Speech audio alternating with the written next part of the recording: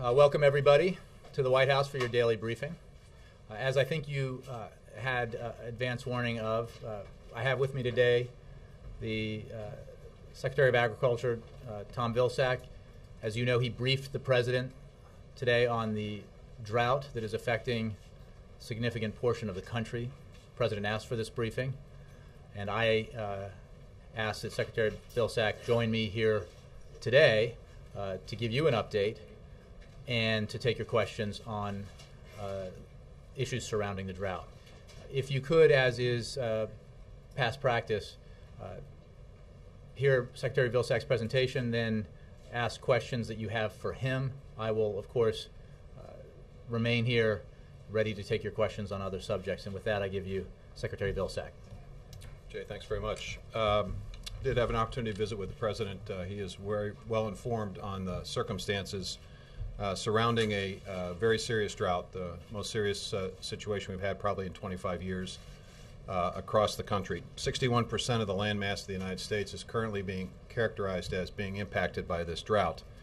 And our hearts go out to the producers, the farm families who are struggling through something that they obviously have no control over and trying to deal with a very difficult circumstance. There's no question that this drought is having an impact on our crops. 78% of the corn crop is now in an area designated as drought impacted. 77% of the soybeans that are being grown in this country also impacted. It also obviously involves other commodities as well. 38% of our corn crop as of today is rated poor to very poor. 30% of our soybeans poor to very poor. And this obviously will have an impact on the yields. Right now we have indicated yields will be down about 20 bushels to the acre for corn and about 3 bushels to the acre for beans. That may be adjusted upward or downward as weather conditions dictate. This will result in significant increases in prices. For corn, we've seen a 38% increase since June 1st in the price of a bushel of corn. It's now at $7.88. A bushel of beans have risen 24%. This administration has taken quick action to try to provide help and assistance at the instructions of the President. The first thing we did was to streamline the disaster declaration system and process, reducing the amount of time it takes to have a county designated. That means that producers in those counties and adjoining counties are able to access low-interest loans. The President instructed us to reduce the interest rate on those loans from 3.75% to 2.25%. He also instructed us to open up new opportunities for haying and grazing. Our livestock producers are in deep trouble because of the drought. They don't have any place for their cattle. They are looking at very high feed costs. So we are opening up areas under the Conservation Reserve Program for emergency haying and grazing. Normally when that happens, producers have to return a portion of the CRP payment that they receive. We've reduced the portion that they have to return from 25% to 10%. Our tools are somewhat limited, and so we're going to need to work with Congress to provide opportunities either through the passage of the Food, Farm, and Jobs Bill or through additional disaster programs or perhaps additional flexibility in the Commodity Credit Corporation to provide help and assistance to our farmers. The question that a lot of folks are asking is what will the impact be on food prices? Because livestock producers will begin the process of potentially reducing their herds in light of higher feed costs, we would anticipate in the short term food prices for beef, poultry, pork may go down a bit, but over time they will rise. We will probably see those higher prices later this year, first part of next year. Processed foods obviously impacted by crop yields, and we would likely see the increase of that also in 2013. It's important to note that farmers only receive 14 cents of every food dollar that goes through the grocery store. So even though prices on commodities increase significantly, it doesn't necessarily translate into large increases for food prices. And if in fact people are beginning to see food price increases now, it is not in any way, shape, or form related to the drought, and we should be very careful to keep an eye on that to make sure that people do not take advantage of a very difficult and painful situation. There is some degree of uncertainty about all of this. Technology has allowed us to have more drought-resistant crops. spotty nature of drought, the spotty nature of rains can sometimes result in better yields than anticipated. We're just going to have to see. As of today, 1,297 counties have been designated as secretarial disaster areas. That's approximately a third of the counties in the United States. We're adding 39 counties today in 8 states. Those states are New Mexico, Tennessee, Utah, Wyoming, Arkansas, Indiana, Georgia, and Mississippi. We have staff that is now traveling to 12 states significantly impacted by the drought in order to get a first-hand look at conditions. And we'll do everything we possibly can to help folks, but we're obviously going to need some help working with Congress to create greater flexibility in programs to revive the disaster programs that were allowed to expire last year or to pass a food, farm, and jobs bill. Jay, with that? Yes, Ben.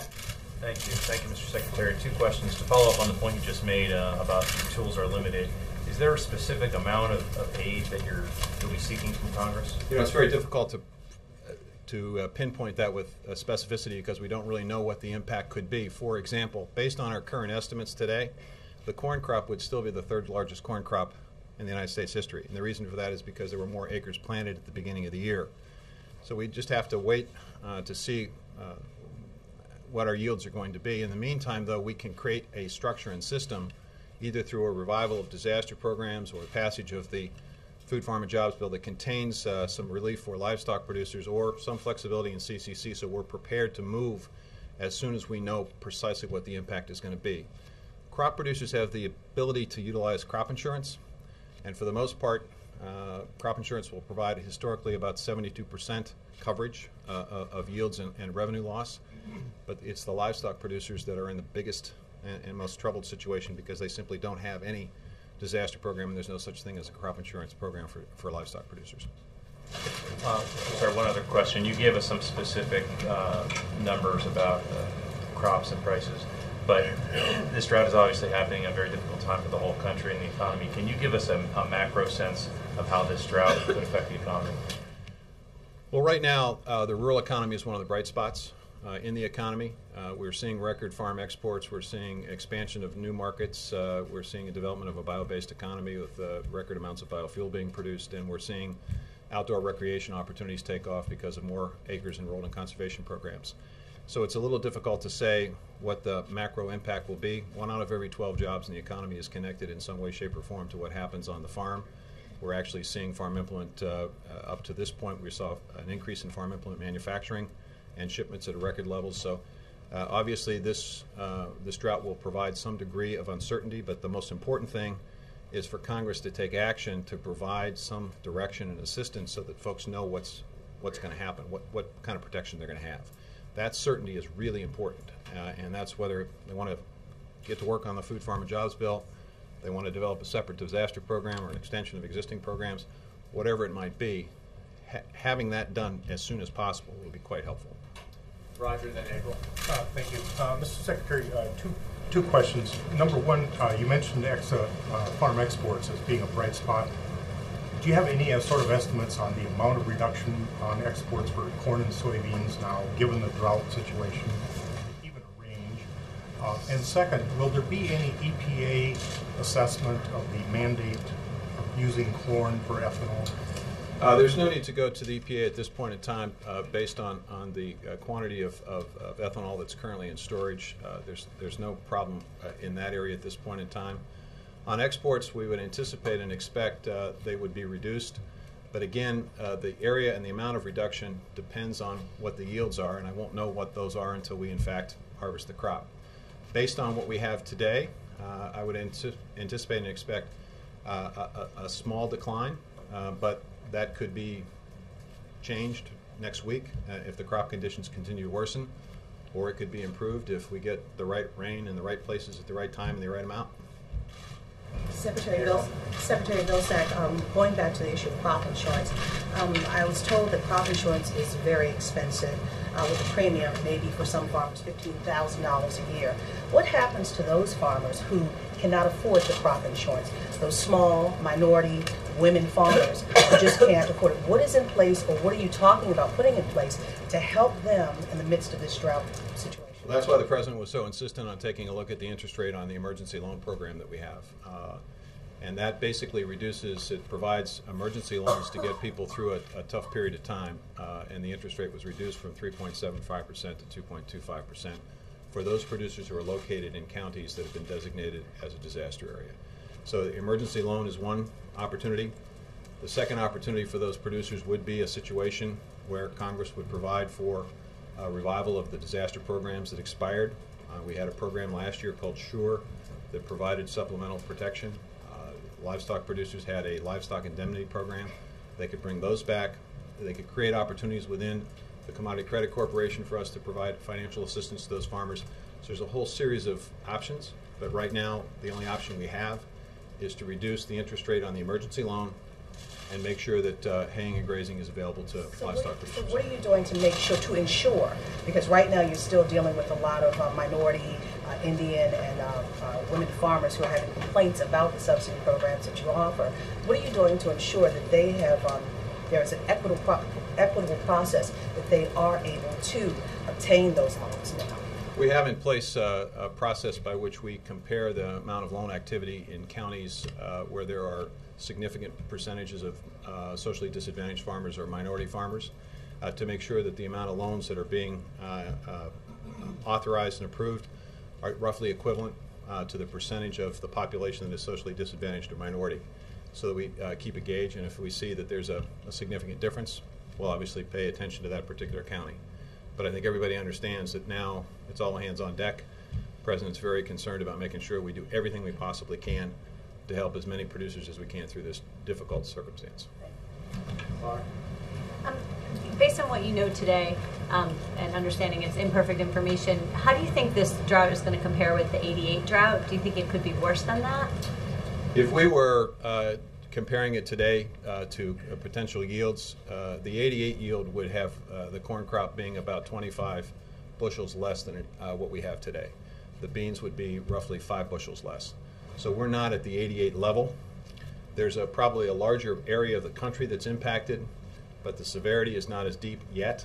But every day that goes by without rain, depending upon the state and the condition of the soil and what was planted and when it was planted.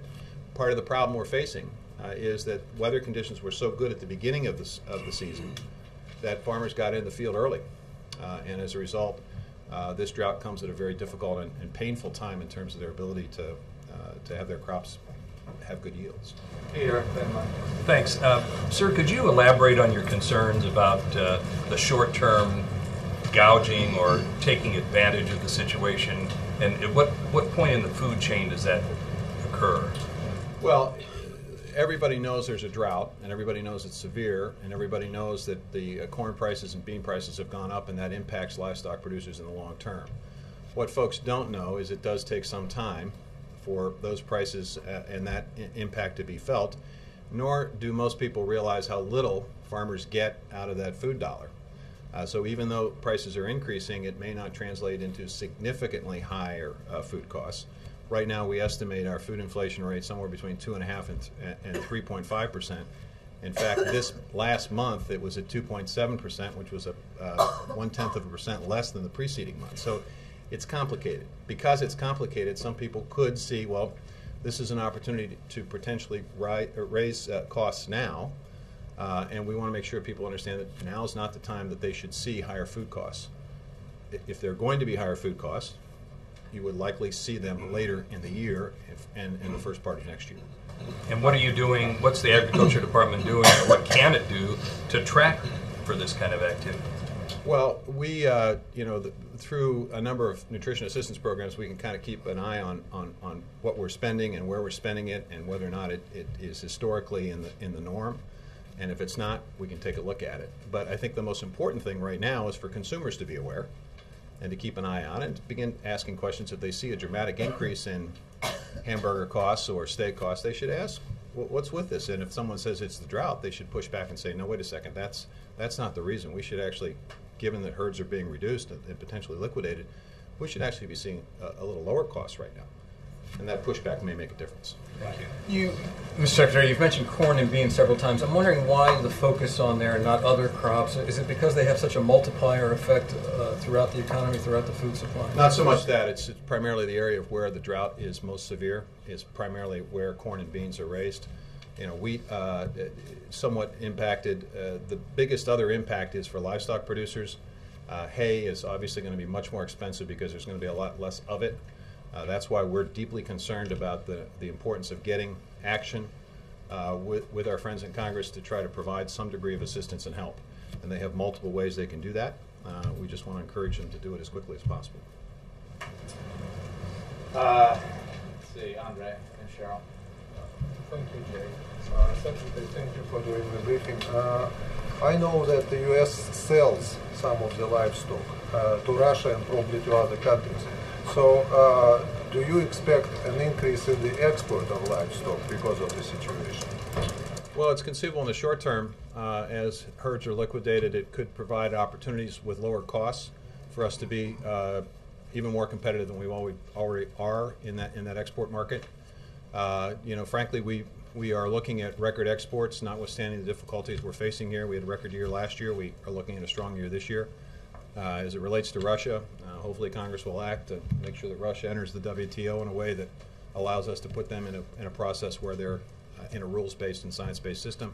That should increase and should help our export opportunities in Russia more than just the current situation. Cheryl? Could you talk a little bit about the drought itself? Is it very unusual? Did anyone see it coming? Is it from climate change? Is there anything you could do to prepare? I'm not a scientist, so I'm not going to opine as to the cause of this. You know, all we know is that that right now there are a lot of farmers and ranchers who are struggling, and it's important and necessary for them to know, rather than trying to focus on what's causing this, what can we do to help them? And what we can do to help them is lower interest rates, expand access to grazing and haying opportunities, lower the penalties associated with that, and encourage Congress to help and work with us to provide additional assistance. And that's where our focus is. You know, long term, we will continue to look at weather patterns, and we'll continue to do research and to make sure that we work with our seed companies to create the kinds of seeds that will be more effective in dealing with adverse weather conditions. It's one of the reasons, because they have done that, it's one of the reasons why we're still uncertain as to the impact of this drought in terms of its bottom line, because some seeds are drought resistant and drought tolerant, and it may be that the yields in some cases are better than we expected because of the seed technology. Yes. I want to follow up on Andre's question just the other way around. Wouldn't it first make sense to increase imports of crops to feed the herds instead of slaughtering? I mean, it's unconventional for this country to think about improving imports instead of supporting more exports, but well, I think that the margins, particularly for livestock producers, are pretty tight, and those margins aren't necessarily impacted or affected by importing more costly feed. They have to make a tough decision and a difficult decision, and it's particularly difficult in light of the fact that the disaster programs that were there to protect them under these circumstances. To give you a sense of this, the disaster programs that we had under the 2008 Farm Bill for all producers, including livestock producers, provided nearly $4 billion of assistance to 400,000 producers that suffered from floods and droughts and storms and fires and so forth. So that was a significant help to those livestock producers. We don't have that today.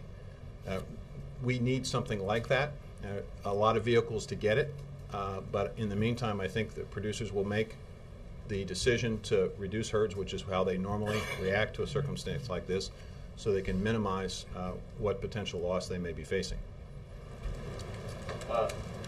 Brianna and Bill. Secretary, should we be expecting that you and the President will be heading to a drought-stricken area soon? That's normally a path that you take when you're trying to show something's a priority. Well, I can't speak obviously for the President's schedule, but I can tell you that actually I was in Pennsylvania yesterday.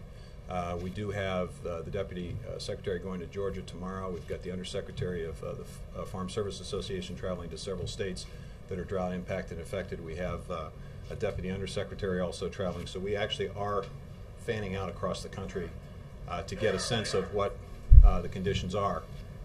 It really is also an opportunity for us to underscore what we have done and what needs to be done and the help that we need from Congress. So, yeah, we're going to be continue to travel throughout the country. I'm scheduled to go to Iowa next week to talk to Farm Bureau members, and I'm sure that I'm going to have an opportunity to visit with them about the conditions of the crops in Iowa. Bill. Mr. Secretary, I want to follow through on the climate change question. Is there any long-range thinking at the department that if you had the wildfires and the heat wave and the rise in sea levels and now this drought, that there's something more going on here than just 1 year of a bad crop, and you know, you need more than better seeds? Maybe do something about climate change. Sorry, our focus, to be honest with you, in a situation like this is on the near term and the immediate, because there's a lot of pressure on these producers. You know, you take the dairy industry, for example. We've lost nearly half of our dairy producers in the last 10 years. They were just getting back to a place where there was profitability, and now they're faced with some serious issues. And again, no assistance in terms of disaster assistance. So that's our near-term focus. Long-term, we obviously are engaged in research projects. We're obviously working with seed companies. You know, don't discount the capacity of the seed companies. These technologies do make a difference, and that's one of the reasons why, at least based on the yields today, we're looking at potentially the third largest corn crop in our history. Now, that may be adjusted downward, may be adjusted upward, depends on the rain, depends on circumstances. But even with the difficulties we're experiencing, we're still looking at a pretty good crop as of today. Tomorrow, it could change, obviously. Why don't we take one more for the Secretary? Yes, sir. Yes. Oh, I'm Dr. Harper, the Intermountain Christian News, and Governor Perry last year had this National Day of Prayer and Fasting. He was encouraging people to pray and fast for these national disasters. Do you have anything to do with that? Well, I can only speak for myself. I get on my knees every day, and I'm saying an extra prayer now. If I had a rain prayer or rain dance I could do, I would do it. But honestly, right now, the focus needs to be on working with Congress. They have the capacity to help these producers by creating greater flexibility in the programs, providing us some direction in terms of whether disaster assistance can be revived. Those are the kinds of things we're focused on. Okay, thank you very much, Mr. Secretary. Thank you. Appreciate it. Is the president going, Jay, to go anywhere? I don't have any scheduling updates for the president to provide to you today. If and when I do, I'll provide them. We can now return to our regular programming. Mr. Feller. Thanks, Jay. A lot to cover on Syria, so I'll question on that, and then I wanted to squeeze in one on domestic politics. First of all, on Syria, we've heard some initial reaction, but one thing I haven't heard is whether the White House condemns the killing, condemns the bombing of the top officials of the Assad regime. What I can say, Ben, is what we've said all along, which is that we do not believe that violence is the answer. And it is precisely because of the ongoing campaign by President Assad against his own people that we are seeing a situation that is getting worse and worse. And that is why it is so important for the international community to come together around a plan that produces the transition, the political transition that is essential if Syria is to have a brighter future. I think the incident today makes clear that Assad is losing control, that violence is increasing rather than decreasing, and that all of our partners internationally need to come together and support a transition.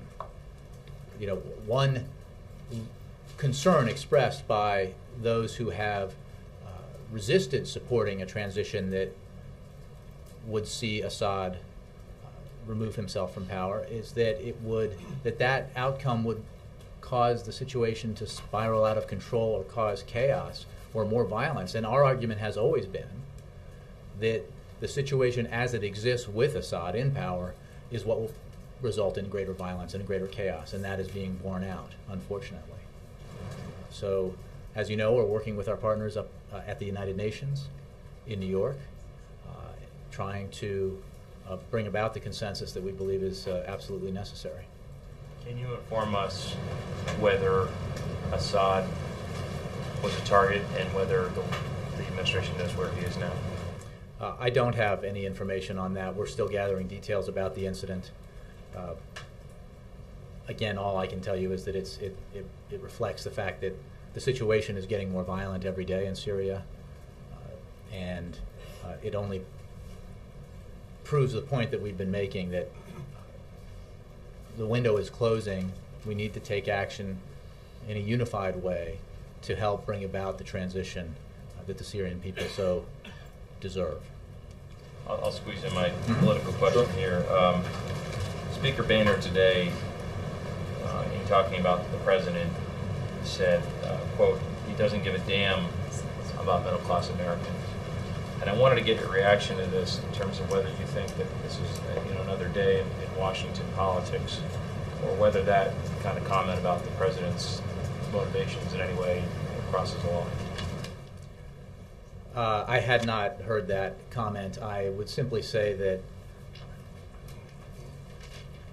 the president's focus from day one in office has been on the middle class, has been on restoring the security that had been eroding for the middle class for a decade in this country. All of his domestic initiatives are focused principally on the middle class. The proposal that he has been asking Congress to act on immediately is a middle class tax cut, a tax cut that would go to 98% of American taxpayers. It is the principal preoccupation of his presidency. It is the reason why he ran for this office. It is the reason why he is running for re-election. It is, I think, astounding to hear a criticism like that when you simply bring it back to the policy debate. In an effort to move the ball down the field, if you will, in terms of our economic challenges, the president, acknowledging that there are big disagreements on some issues, did what you do when you seek compromise, which is find common ground. And he said, look, we all support, Republicans and Democrats alike, at least we all say we support, extending tax cuts for the middle class. Let's do it. Let's do it tomorrow. Pass those tax cuts now. The president will sign them into law. I believe Speaker Boehner opposes that. I hope his opposition changes. It is a very difficult argument to make, I think, to middle-class Americans that you believe your taxes should go up unless millionaires and billionaires get a tax cut. I'll happily talk at length about the president's record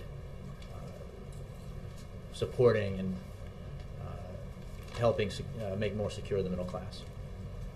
Thanks. Yes? I want to return to Syria for a moment. Do you have any information about who may have been behind the suicide bombing? And I've seen published reports of a group taking responsibility, but I don't have any other information besides that. And in light of the increasing violence in Syria, are you concerned? How concerned are you about the security of the country's chemical weapons stockpile? Well, we have, as you know, repeatedly made it clear that the Syrian government has a responsibility to safeguard its stockpiles of chemical weapons, and that the international community will hold accountable any Syrian officials who fail to meet that obligation. We, the United States, are closely monitoring Syria's proliferation-sensitive materials and facilities, and we believe that Syria's chemical weapons stockpile remains under Syrian government control. But taking a step back, we have long said that the presence of chemical weapons in Syria undermines, in Syria and the region, undermines peace and security, and we continue to call on the Syrian government to give up its chemical weapons arsenal and to join the Chemical Weapons Convention. Yes, sir. What do you have on the Bulgaria blast that targeted some Israelis? The Israelis are saying apparently that it has all the earmarks for something by Iran. This is obviously breaking news, and we are working to ascertain all the facts, but I want to be clear that the United States condemns such attacks on innocent people, especially children, in the strongest possible terms. The President's thoughts and prayers are with the families of those killed and those injured. We also stand with the people of Israel and the people of Bulgaria in this difficult time. Going forward, the United States will support our friends and allies as they confront terrorism. And of course, our commitment to Israel's security remains unshakable. Does this look like something that Iran would have done?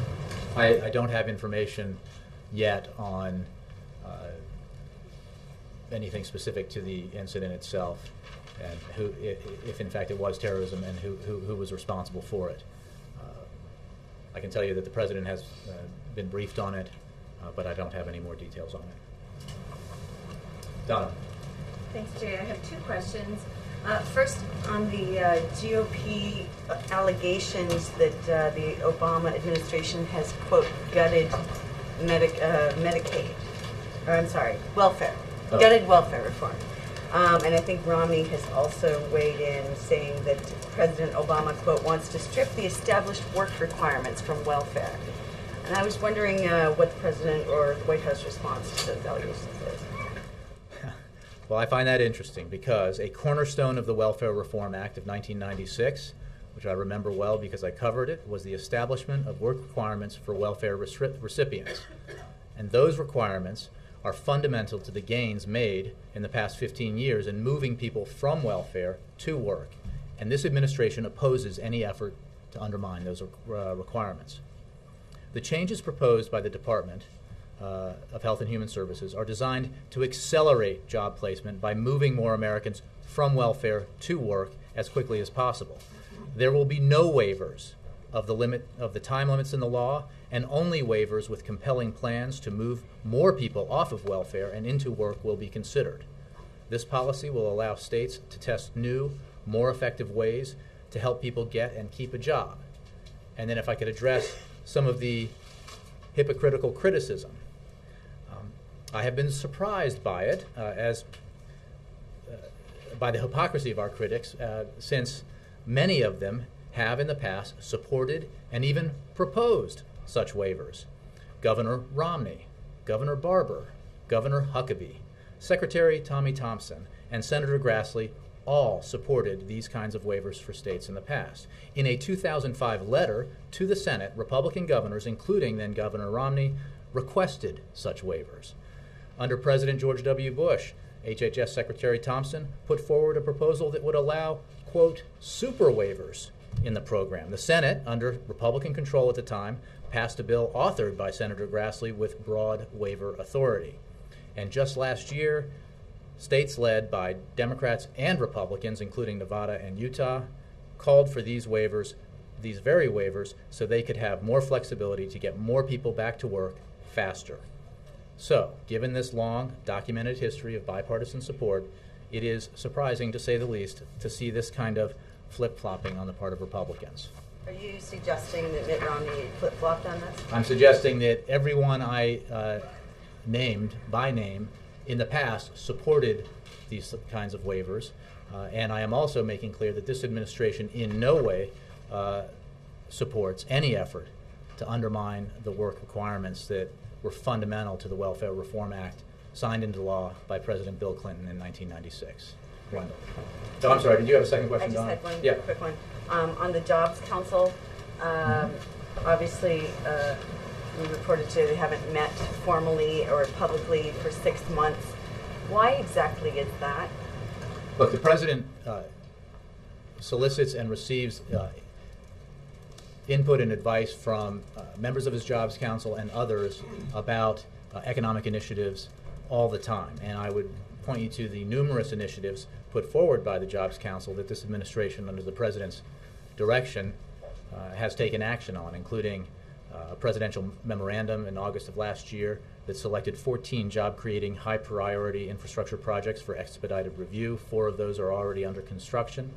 In March of this year, just a few months ago, an executive order launched an interagency effort to cut red tape and improve outcomes for infrastructure projects. new federal plan that will require timelines, concurrent instead of sequential reviews, early coordination among federal, state, and local agencies to reduce duplication, and adoption of other best practices. There are numerous initiatives that have been proposed by the Jobs Council that this administration has acted on, and that will continue to be the case. So there's no reason they haven't met publicly? No, there's no specific reason, except the president's obviously got a lot on his plate, but he continues to solicit and receive advice from numerous folks outside the administration about the economy, about ideas that he can act on with Congress or administratively to help the economy grow and help it create jobs. Laura. Oh, Wendell, sorry, then Laura. Violence intensifying in Syria. Would the U.S. be prepared if the Assad regime were to collapse in a matter of days? Your question goes, I think, to the point I was making earlier about the escalating violence, about the fact that as Assad has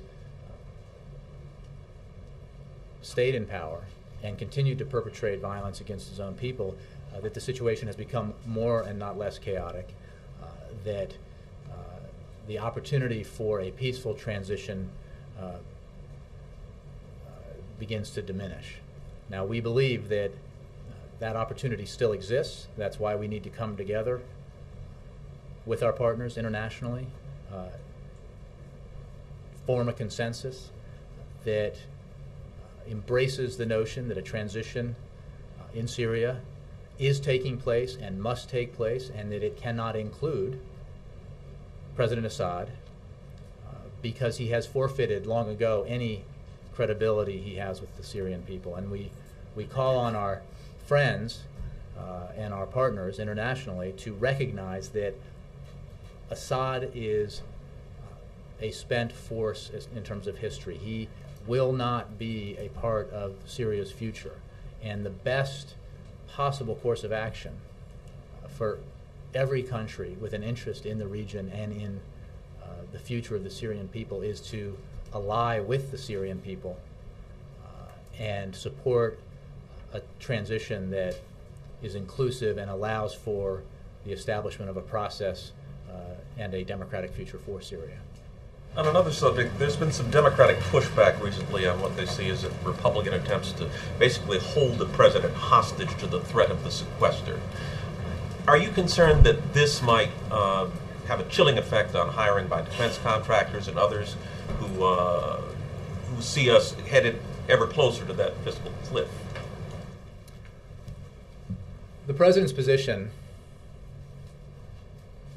is and has been that Congress needs to do the work that Congress assigned itself back last summer when it passed with bipartisan majorities in both the House and the Senate the Budget Control Act. The sequester, which was part of that legislation, was designed to be unpalatable to everyone. It was designed to have cuts that no one supported in both defense spending and in non-defense spending. And it was designed that way precisely because it required what was required was the kind of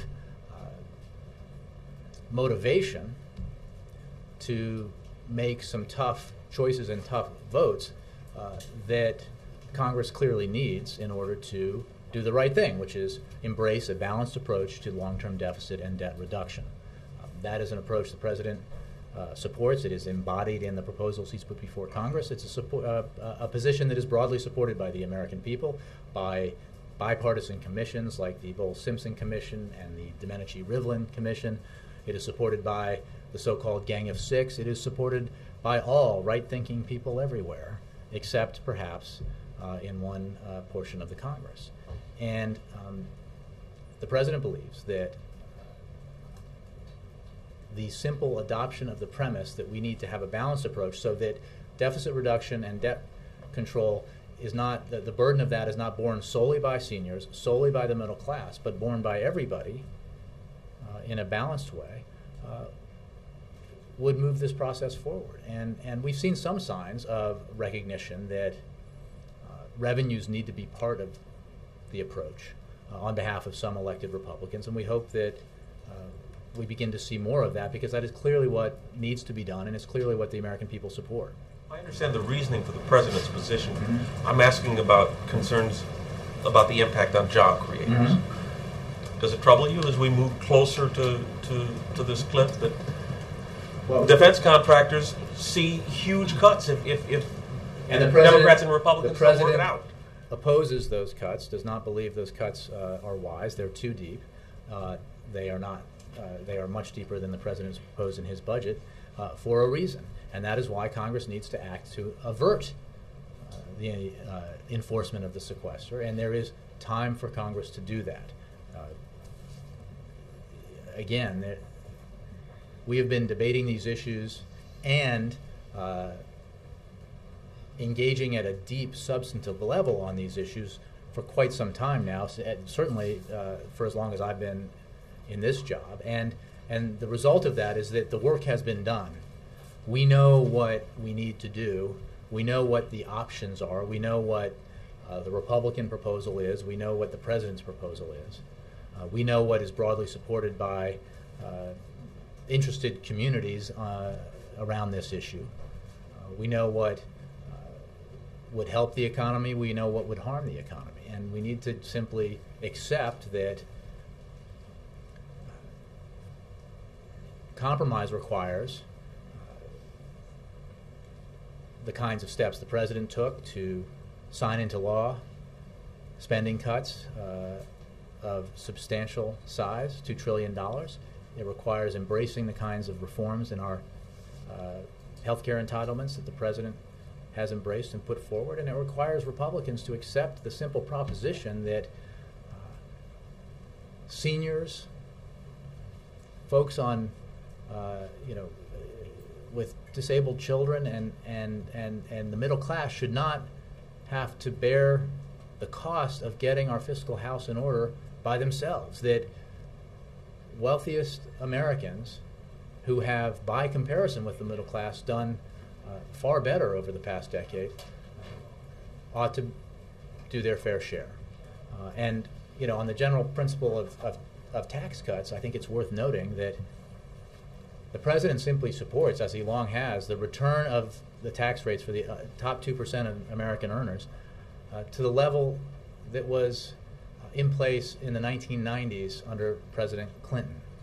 And the beauty of this is now we have an empirical example of what the impact of those tax rates had on our economy and would have if they were implemented again in the future. And although some, including the aforementioned current Speaker of the House, warned about doom and gloom when those rates were put into place by President Clinton in 1993, economic Armageddon, I think, was predicted. What we got instead was the opposite. We got the longest peacetime expansion of our economy in history. We got 23 million jobs created, and the middle class saw its position made more secure. Middle class incomes actually went up, and millionaires and billionaires did pretty darn well also. So I think that's a recent example that should help guide us into the future. Let me try personally. one more if I can. Wharton College, evangelical school in Illinois, has joined Catholic groups in their lawsuit against the Affordable Care Act's contraceptive requirements. Have you any reaction to that? I'm not aware of that. I'll have to. I mean, our position is as it was, but I'm not aware of that report. Yes, sir. And just to follow with Wendell's line of questioning on the sequester, does the president or does the administration think it would be appropriate to negotiate legislation to avoid a sequester in a lame duck session?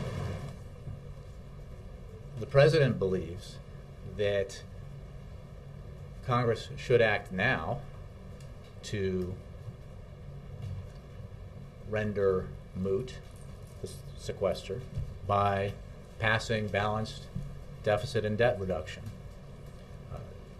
If the Congress doesn't do that now, it must do that after the election. But that is the course of action that needs to be taken. It simply can't. The alternative is to ignore a problem that is easily fixable.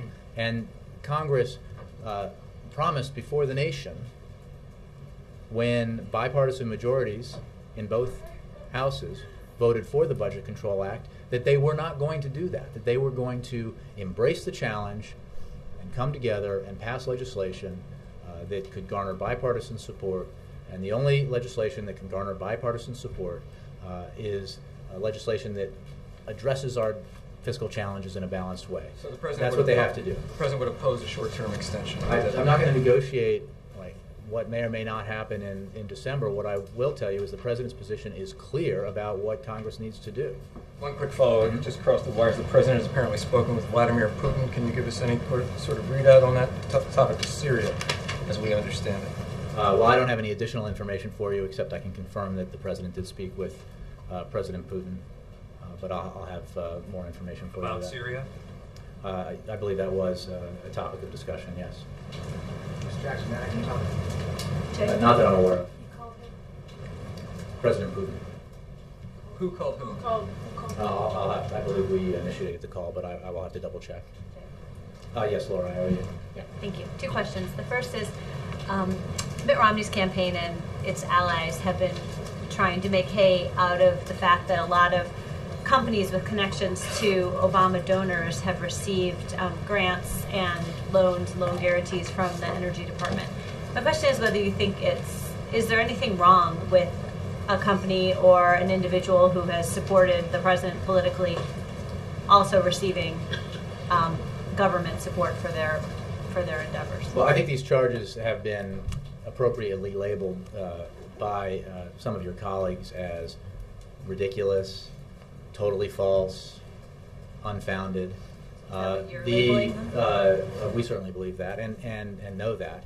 The fact of the matter is these programs, a principal one of which was started under the Bush administration, gave out loans on a merit basis, and that's been well established. Republicans in the House have been investigating this stuff for more than a year. And you know what they got so far? Nothing, because the program is, again, was, the loans are assigned on a merit-based basis.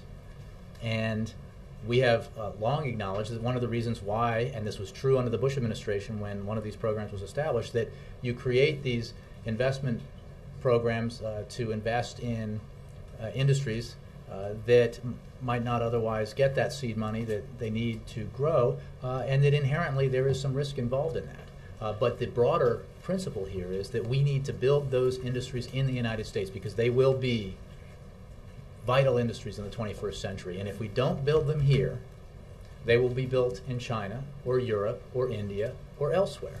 And jobs will be created in China or India or Europe or elsewhere. And this president was not willing to cede these key 21st century industries to the Chinese or the Indians or the Europeans or others.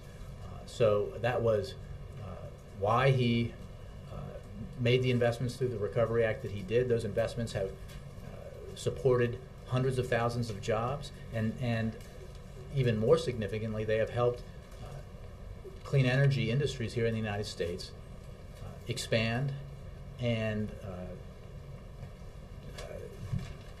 place roots into the American economy in a way that will continue to pay dividends economically for years to come. My second question is following up on Donovan's question about the Jobs Council, and I'm wondering if it's at all awkward for the president to be campaigning against recommendations that the Jobs Council made, such as the territorial tax system. Well, no. I think we made clear when the Jobs Council was created, these are outside advisors who, by design, come from different areas of the economy, and they bring different views, and they are not members of the administration, and that's the whole purpose of it. And the president wanted this outside input, and he wanted to evaluate ideas, and obviously he will embrace and support some of them, and he has, as I began to speak about earlier, and others he won't support. So the territorial tax system that you referenced, the president doesn't support that because, as was demonstrated in a report published in Tax Notes earlier this week, it would create a situation where jobs are created overseas rather than in the United States. And I mean, it stands to reason if you give a tax incentive to companies to build factories overseas, they're going to do that, and the jobs that come along with that will be created overseas. What does that say about your jobs council if they were promoting an idea that It is says so that the harmful? president has received many fine ideas from the Jobs Council that he agrees with and he supports, and that he doesn't agree with and support every idea that everybody has put on the table, because he has to balance the various interests that are at stake when he looks at what's best for the American economy, what's best for the middle class, what's best for manufacturing here in the United States, and what approaches are best to encourage companies to build factories in the United States, open offices in the United States, and hire American workers. That is his focus, and that has driven his economic proposals, and it is driving his economic vision for the next 4 years. Thank you. Brianna. Jay, so Speaker Boehner, and I know you said that you hadn't heard his comments, but he also, you said in response to his comment that Ben talked about that it's important to look at the policy debate. That's also part of what the Speaker was saying. He was saying that the President's campaign is not focused on the policy debate. They're focused on Governor Romney's tax returns. And he called this a distraction. He said the President's trying to distract the American people. If you're looking at priorities based on rhetoric, does he have a point that that's an attempted distraction? No, he doesn't, and I would refer campaign-specific questions to the campaign. But the president's priorities, and you hear him talk about it everywhere he goes, both when he is having official events and when, as yesterday, he has campaign events. And he talks very specifically about concrete economic proposals and his vision for helping the economy grow and helping secure the middle class. And the debate about encouraging insourcing as opposed to encouraging outsourcing is fundamental to economic policy and the kinds of choices we need to make going forward. And it's one that I think illustrates a real difference between the president and, unfortunately, the Republicans. I mean, here's a proposal that is currently being discussed on Capitol Hill in the Senate about eliminating loopholes that exist in our tax code that encourage companies to take jobs overseas. Now, we shouldn't be doing that. Why would Congress want to encourage companies to send jobs overseas? We should be taking action to encourage companies to build and invest here in the United States and create jobs here in the United States. That's the president's position. That's embodied in the proposal that he's put forward that the Senate is considering. And it makes no sense to him or to me that Republicans wouldn't support that. Unfortunately, there has been opposition to that. We hope it can be overcome. So it sounds like you're saying the president isn't focused on this line of attack because it's his campaign. Like, no, I didn't say that at all. I said that one of the issues that's being debated in the campaign as relates to the president's opponent has to do with vision and what policies you support with regards to outsourcing versus insourcing, and what you're. Well, I mean, one of the issues that I think you ought to take specific questions about Governor Romney and the campaign to the campaign, but what the president believes, as I can speak for the president, well, there are issues that I think are best addressed by the campaign, but I can tell you what the president believes and what his positions are, and I can tell you on the issue of his policy positions on outsourcing and insourcing and the distinctions that exist between his position and Governor Romney's. He feels very strongly about that. That's why he's pushing them so hard, both on the campaign trail and in Congress. And when it comes to transparency and accountability, the president believes that comes with the office. I mean, he has said, and I will quote him, that when you're president of the United States, you are responsible, and you live by the adage that Harry Truman coined, that the buck stops here.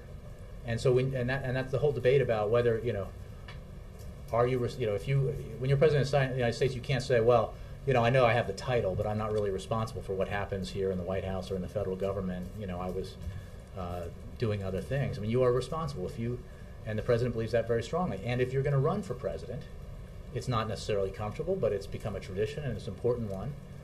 You make your tax returns available because you think the American people deserve that kind of transparency. So, again, I'm speaking for the president. If you have questions about how the campaign specifically is addressing these issues, you should take them to the campaign. But the president, his record demonstrates that, and he very much supports it.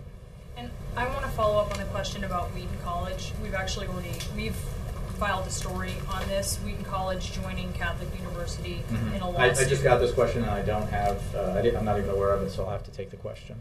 Okay, I mean, it's pretty simple. They're joining Catholic University. There are many institutions that are suing over this.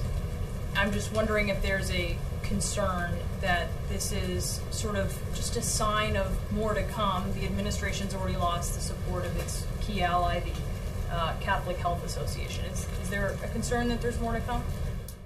The president, as you know, when this was a topic of discussion earlier this year, was committed to finding a balance between religious liberty, which he has a strong attachment to and belief in, and the need to ensure that women had access to important preventive services, including contraception.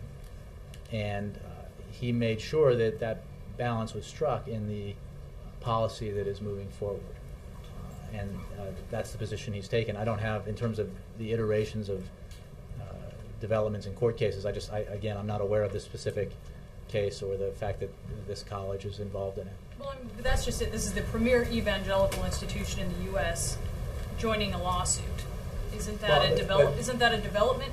How does it register? I'm not saying that it's. I mean, it's clearly a development if CNN has done a story on it. But the it broke an hour before the briefing. I'm a whole hour. What I'm saying is that, as a matter of principle, I just don't have anything specific on this event, since I was informed about it by one of your colleagues earlier. What I can tell you is that the president believes very strongly in finding the balance that he believes he found and the administration found in putting forward the policy that he's put forward.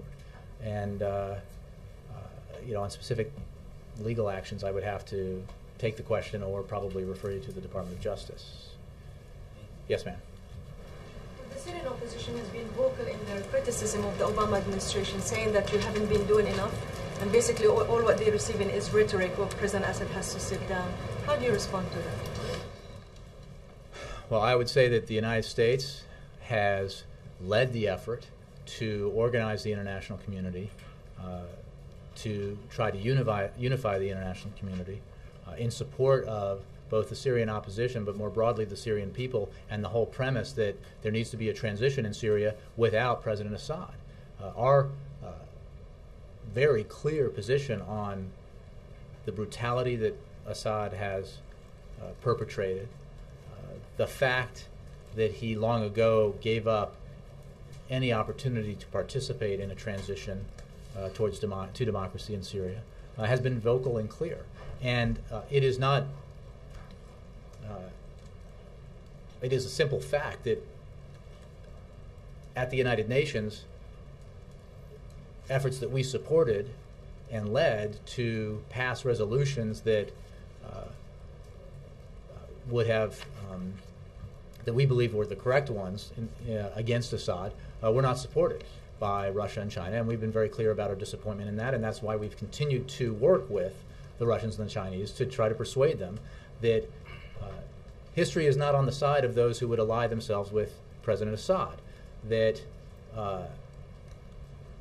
it is in the interest of peace, it is in the interest of the Syrian people, and it is in the interest of those nations that want a continued relationship with Syria and the Syrian people to support a transition in Syria that does not include President Assad. What do you mean by when you say transition?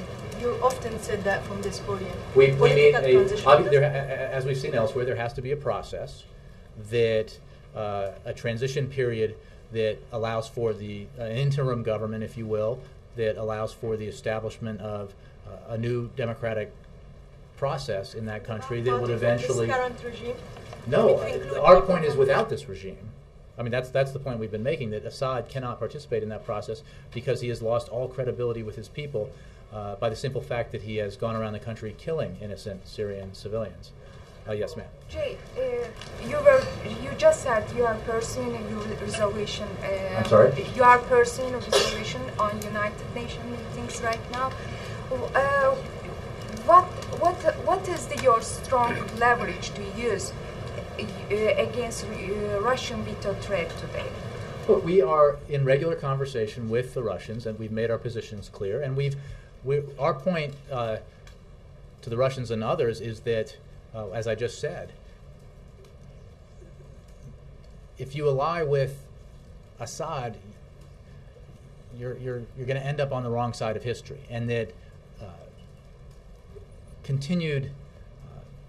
a continued relationship with Syria and the Syrian people, I think, depends upon making the right decisions now, because Syria's future will not include Assad.